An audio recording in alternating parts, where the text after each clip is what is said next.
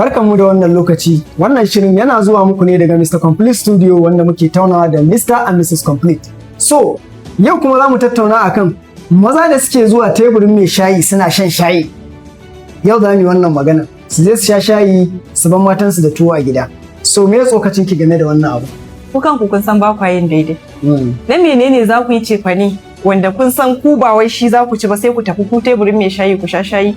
Kuna ma matan ku adalci? A'a, kin gane kin san ita rayuwa akwai lokutan da zaka ga kila yanayin kuɗin da yake a hannunka bai kai adadin da duka za a sha shayin ba. Sai kuma ku haƙura.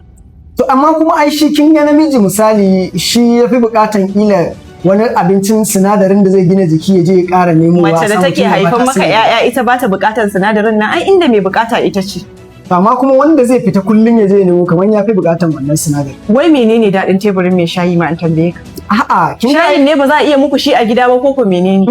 Teburin mai shayi ba wai shan shayin bane kawai matsalan, akwai wanda ba ma shayin yake sha ba. Kina ji na? Indomi yake zuwa ci? Ba indomin yake ci ba. Okay, majalisa hira ko? Kawai yau ana yin fira ne. Kuma da kuke wannan maganan shayin ko indomin akwai lokacin da ma abokanai ke siya ba da kuɗin mu bane. Ko ma menene dai ba kwa kyautawa? Maganan gaskiya kenan. Sai kawai a dage a shiga kicin a yi zufa a muku girki sannan sai ku dawo ku ce wai ku kun koshi ko ku dan tsakara kaɗan ku ci ku wuce. To misali ai wani lokacin yana mana daɗi a rai? Baya muku daɗi amma kuma ku sani akwai lokutan da muna fita ba da budget din mu ci abinci ba muke fita. So idan mun fita kila sai ga buƙatun kuma cin abincin sai ya zo sai ka biya sai ka siya abin sai ka ci.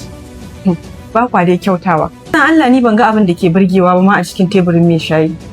Saboda sai su yi wata uku ba su wanke tukunya ba. Tukunyan mai shayi? Tukunyan fa sai su yi wata uku ba su wanke tukunya ba amma nan za a tafasa muku shayi ku je ku yi ta ɗaukar datti. To ke ma kin taɓa zuwa teburin mai shayin ki? Ban gane na taɓa zuwa ba. Kika san yadda tukunyan mai shayin take? Ban gane na taɓa. Me yake kai mata suna zuwa teburin mai shayi ne? To ya aka kika san yadda tukunyan yake? Ai da ganin wannan tukunyan ba ta ganin soso. Daga nesa kuke hangenta ne? Ko wucewa ka zo yi ba za ka ga tukunyan mai shayi ba? Ai wani lokacin a gaban su ma mai shayin ke wanke tukunyan, ya zaki ce ba. Kai ka taba shaidawa mai shayi ya wanke tukunya a gaban ka? Ni in naje dai nakan siya wuce. Yadda ka san maza na da kiuyan wanke ko a hostel ne zaka gani ba su iya wanke tukwane da kayan aikin su na girki. Haka teburin mai shayin nan da kuke zuwa wallahi duk tukwanen nan da tuni da su. To yanzu kina nufin yanda maza ke da kiuya shi ai wannan sana'a ne, wancan kuma kin ga ai makaranta ne kamar da kika ce hostel. Kun je kun sha bakin shayi wa ya sani cikin duhun kila har da datti a ciki. A wannan shayin akwai na'ana'a, akwai ɗinɗin, akwai daddawan shayi, akwai lemongrass, abubuwa ne da yawa wanda ga kuma ɗirmemiyan datti da ke tare da ita.